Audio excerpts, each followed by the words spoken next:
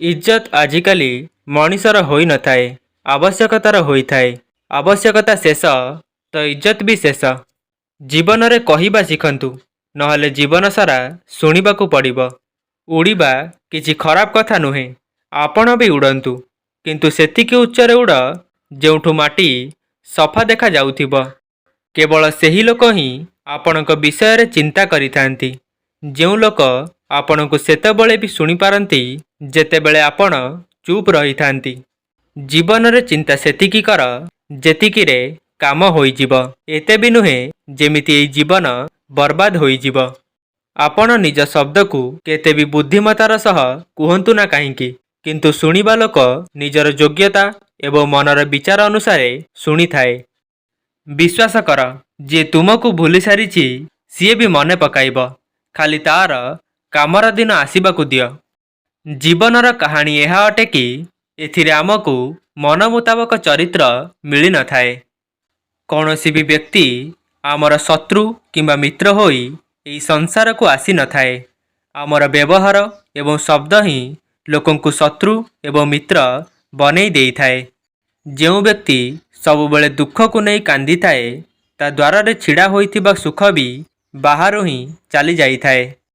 जहा पाखरे आशा आ इच्छा थाए, से जीवनर सबु परीक्षा रे विजय लाभ करि थाए। केते अजब एई दुनियार लोक खेलना छाड़िकी लोकंक हृदय सह खेलुछंती। काहार कष्ट देखिकी तुमको जदि कष्ट हेउथाए, तेबे बुझी जाओ कि तुम आत्मा रे परमात्मा विराजमान अटंती। जहार उद्देश्य सबुबेले सफा थाए, अनेक थर लोक तांको विरोध रे ही छिड़ा होई थांती। जे तुमको नहीं खुशी नुहे, ताकू छाड़ी देबा ही भल, काहींकि ना बोझ होई रहिबा ठारू स्मृति होई रहिबा बहुत गुण रे भल। जीवन रे सबु सुजोगर लाभ उठाओ, किंतु केबे भी कहा परिस्थितिर नुहे। जीवन जदि सुजोग देउछि तो धोखा मध्य देव। जीवनर सबुठारू भल औषध हेउछि दायित्व। थरे पी नियंतु, जीवन सारा थकिबे नाही। जहा आपण भाबिचंती यह जरूरी नुहे जे ताहा आपणकु मिलिब, किंतु जहा भगवान चिंता करिचंती ताहा आपणकु निश्चय मिलिब। निजर तो सीए होई थाए जहा साथी रे आमे मन खोलिकी कथा होई थांती, ना कि सीए जहा साथी रे आमे संभालिकी कथा होई थांती। मनीष निजर अहंकार एवं भूल बुझामणा जोगु महत्वपूर्ण जिनिस ठारू निजकु दूरेई रखि थाए। भूल बुझामणा सत कहिबाकु दिए नाही, आउ अहंकार सत्य को देखिबाकु दिए नाही। आजि तुम जीवन रे केते समस्या अछि, यह किछि फरक पकाए नाही। फरक केवल यही कथारे पकाई थाए, आपण तार सामना किपरि करूछंती। मनीष को एई संसार रे जहा भी मिलिछि ताकू नहीं खुशी हेबा दरकार। जहा मिली नाही ताकू नहीं दुखी हेबा उचित नुहे। मनीष जेतिकी ता पई चिंता करि थाए, भगवान ता ठारू अधिक ता पई चिंता करि थांती।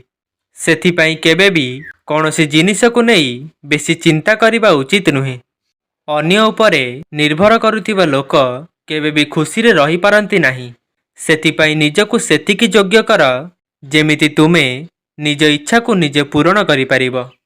जदि आपणक समस्या एक जहाज परि बड़, तेबे एही कथा भूलंतु नाही जे ईश्वरंक कृपा सागर ठारू भी बड़ होई थाए। धर्म जहा भी हेउ, प्रथमे जणे भल मनीष हुअंतु, काहींकि ना हिसाब धर्मर नुहे कर्मर हेब। शब्दर शक्ति भारी तीक्ष्ण होई थाए। सेथि पई एई शब्द को केबे भी निज पितामाता को देखाइब नाही, जे तुमको कहिबार शक्ति देइछंती। जीवन रे किछि हासिल करिबाकू चेष्टा करंतु। आपनकु सफलता मिलु किंबा न मिलु, किंतु अभिज्ञता निश्चित मिलिब। जदि केही आमको कष्ट देउछि तो आमे चुप रहिबा दरकार, कारण आमे उत्तर न देले कौन हैला, किंतु समय यार निश्चिंत उत्तर देई थाए। जेबे आपण कष्ट एवं कटु कथा सहिबा शिखि जिबे, सेतेबेले बुझी जांतु कि आपण जीवन बंचिबा शिखिगले। जीवन रे जेते शांत रहिबे, निजे निजकु सेते मजबूत पाइबे, कारण लुहा ठंडा हैला पर ही मजबूत होई थाए। जीवन रे गरीब रहिब तो कई ध्यान देबे नहीं, परिश्रम करिब तो समस्ते हसिबे, किंतु जेबे सफलता पाइजिब तो समस्ते ईर्ष्या करिबाकु लागिबे। निज ठारू अधिक कहा उपरे विश्वास करंतु नाही, काहेकि ना अंधार रे निजर छाई भी साथ छाड़ी देई थाए।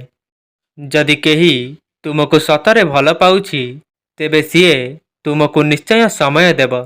सबु परिस्थिति रे तुम साथी रे रहिब। से सदा सर्वदा तुम प्रति समर्पित रहिब, काहेकि ना सत भल पाइबा परस्परर सुख देखि थाए, आखिर लुह को नुहे। कष्ट तुमको शक्तिशाली बनाई थाए, डर तुमको साहसी बनई थाए एवं अनुभव तुमको जीवनर शिक्षा देई थाए। स्वार्थरे तियारी संपर्क स्वार्थ सरीगले दूरेई जाए एवं हृदयरु तियारी होइतिबा संपर्क जीवनर शेष पर्यंत साथी रे थाए। जदि आपण मानंकु एही भिडियोटी भल लागिछि तेबे लाइक, शेयर एवं कमेंट करंतु। एही भली मोटिवेशनल वीडियो देखिबा पई हम चैनल को सब्सक्राइब करंतु। धन्यवाद।